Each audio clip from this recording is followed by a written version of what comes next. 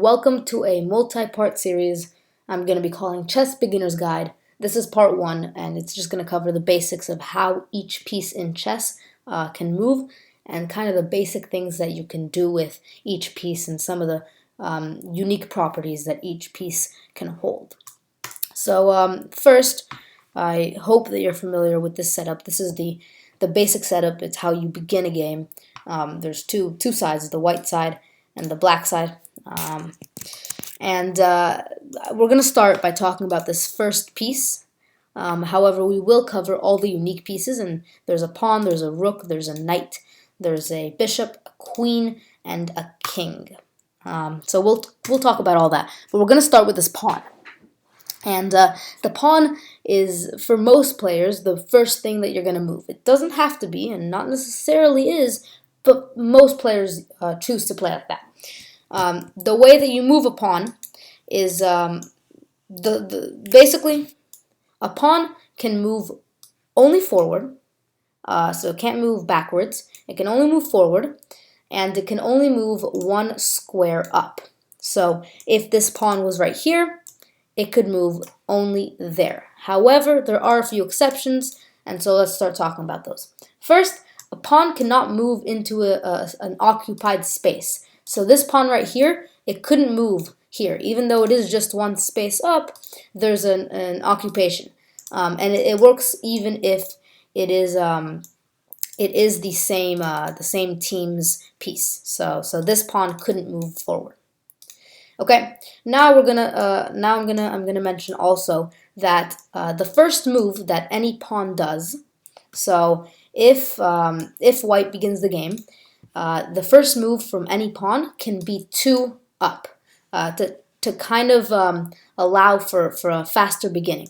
If everyone had to move their pawns with only 1 increments in the start, it would be a much slower game. So this allows for the game to kind of get a head boost.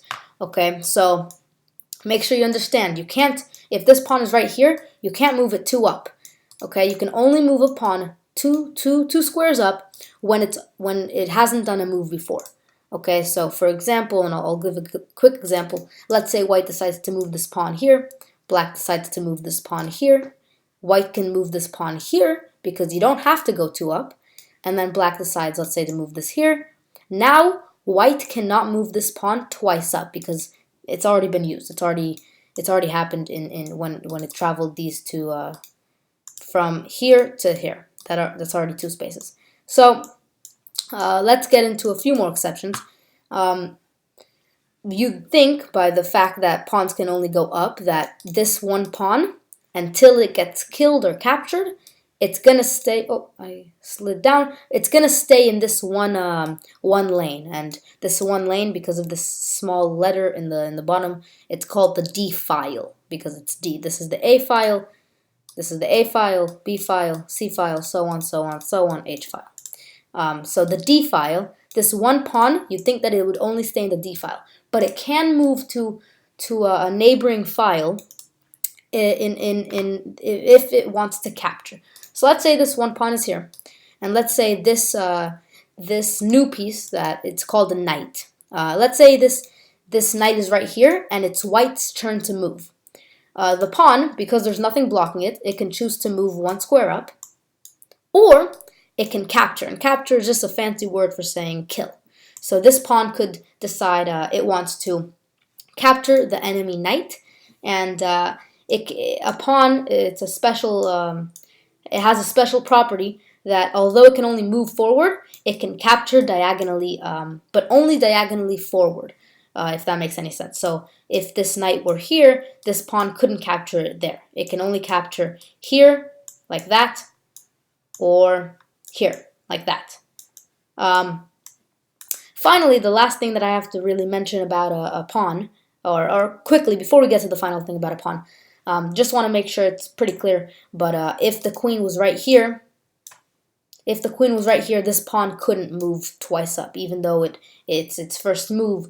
It works in the same way as if it were to just move 1 up. If it's blocked, it can't move there. So quickly, I just want to get that out there.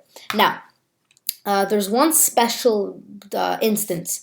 So if this pawn was right here, and either this pawn or this pawn used its 2 move to move right next to the pawn, so let's say this happened, then this pawn could eat diagonally, right? Because you can eat diagonally, I just mentioned, but it can eat diagonally and capture this pawn.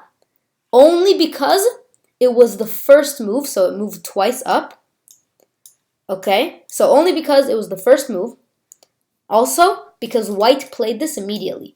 If white is right here, and black moves this, and then white does this, and then black does this, then now you can no longer take this because some moves have already happened. It has to be directly after black does this. You could eat. So if he moves here, you could capture there. That's out of the game now, and then they could capture back there. All right, enough with the pawns. Let's get into some of the more exciting pieces. So I'm going to talk about the rook. Actually, I'll talk about the knight. So the pawns are kind of the low class pieces that you use to develop and help and protect your other pieces. You have 2 minor pieces. The reason they're called minor pieces is because even though they're more valuable than a pawn, they still aren't as valuable as some of the major pieces. So these 2 are your minor pieces. This is a knight and this is a bishop. You have 2 of each. I'm going to start with talking about the knight.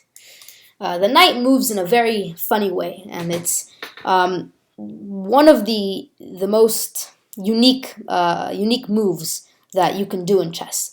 It's in the shape of an L. So if you were to imagine an L, and I'll visualize it for you. If you were to imagine this L right here, if the knight is either on this square or on this square, it could move to the other square. Okay, so essentially a knight can move in an L shape. Okay, so I'll quickly show you. If the knight is right here, it can move in an L shape, so 2 up and 1 to the left, or 2 up and 1 to the right, or 2 down and 1 to the left, 2 down and 1 to the right, 2 to the left, 1 up, and any shape that you could twist the board and it would look like an L. So that means that a knight can move to many places. A pawn, it could only move up 1 or up 2 or capture. A knight, it can move here, it can move here, it can move here, or here, or here, or here, or here, or here. Okay, which makes it a very valuable piece and a piece that controls a lot of the board around it. All right, let's put back the board that we like and know, and let's get into the second minor piece called a bishop. The bishop, it's a very easy to understand piece. The bishop simply goes in a diagonal form, so it can go in any diagonal in any direction, and any diagonal. So it could go here or here or here. However, there are a few rules about it. So let's clear the board again, and let's talk about the bishop. Oh, quickly, the knight, by the way, it captures the same way. It would capture like that. All right, so the bishop, like I said, it can move diagonally. However, if there is an opposing pawn right there, okay, so if this bishop wanted to get to this square, this bishop, it couldn't just get there and jump over this pawn. That you can't do that in chess. This bishop would have to first capture the pawn, wait for black to I don't know, do its move, and then and only then get to that position. Same thing happens if the bishop wants to get to there, only here it can't capture. It has to wait for this pawn to move forward, and only then can it move to where it wants to get. So nothing can jump over a piece, if that makes any sense. You have to either clear up the path or capture. Anyways, let's get back to the board. And so now we talked about your pawns, and we talked about your minor pieces, which make up most of the game. We're not going to talk about your rook. It's your first major piece. Very, very important to know and very valuable. A rook, it works in a similar way as a bishop does, only instead of diagonals, it goes horizontally and vertically in any direction. So again, similar, it can move as much as it wants there, like a bishop can with the diagonals. However, if there's something blocking it, it cannot jump over it. It has to first capture, waits for black to do a move, and then get to its destination. And yeah, not much to say about it. It's a major piece because it's very valuable because it can get around the board very quickly. Now I'm going to talk about your queen. Possibly the most, definitely the piece that can do the most, but it also makes it the most valuable piece. So you want to be protecting the queen the most, obviously, other than the king. So the queen, it's a mix of the rook. Let's clear the board here. It's a mix. So the queen is the mix of a rook and a bishop, because it can move like a rook horizontally and vertically in any direction. However, it can also move like a bishop diagonally in all four diagonals.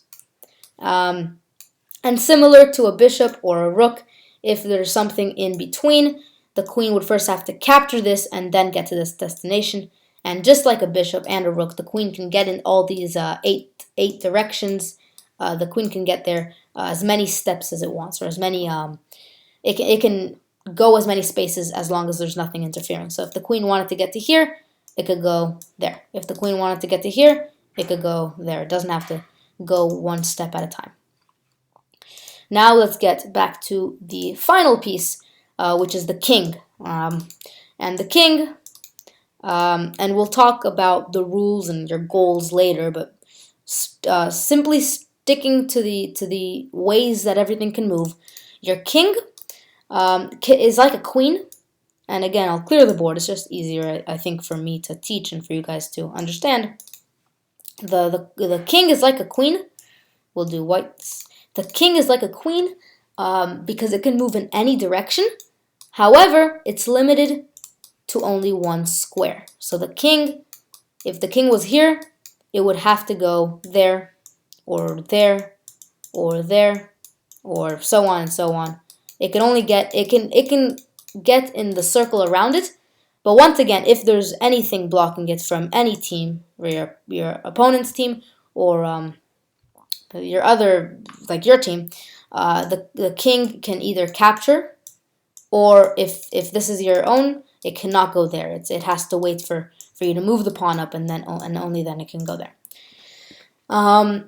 Okay, now I'm going to talk about some special cases and some special ideas. So I would stick to this. I would stick to watch this video, even if, yay, now I know how everything moves. Let's go play some games online. No, because you need to know this. If your king is right here, and the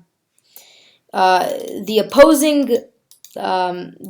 player is putting either a queen or a rook, and remember, these are the two things that can go horizontally as much as they want. If they have these two, and you have, it doesn't matter, but let's say you have a knight here, and it doesn't matter, but let's say you have a knight. If it's your move, you cannot move your knight away, even though you are doing it in the shape of an L. You cannot move your knight away because you cannot move something to discover a check. Okay, because now the blacks can kill the white's king, and that's you can't do that. That's not how you win chess. So it's not legal for white to do this. Like, you physically cannot do it in chess. So you should know that. Second, and we'll get back to the board editor. If you have your pawn and the white is attacking this direction, the black is attacking this direction. If you get your pawn from your side, and let's say this happens, right? I'll just do a hypothetical, right? And everything that I'm doing right now, we've learned that you can do this. Okay, and again, you can capture like this, and you can move the knight here, and then you can capture like this. If you get your pawn, any of your pawns, to the other team's kind of baseline, to the last line, then this pawn gets promoted. Okay, so if you get your pawn that starts here and you get it to here by doing a two-step and then waiting and then doing a one-step, a one-step, a one-step, and you get it here, you now choose what you want the pawn to be. You have four options. You can either choose your two major pieces or your two minor pieces. 99.9% of the time, you're going to choose a queen because queens are the most powerful. So if you just got it here and now you get it here, now it's becoming a queen. However, almost very rarely, but sometimes you want to stick either to a rook or a bishop. If by getting a queen or a rook you make stalemate, and we'll talk about that later.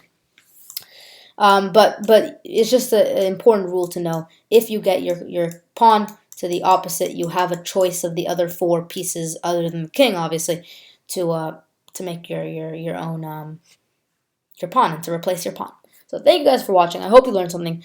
Tell me what you want to see in part 2. And yeah, I'll see you guys all in the next video. Subscribe, by the way, if you learned something and you want to learn something else in the next part. Bye.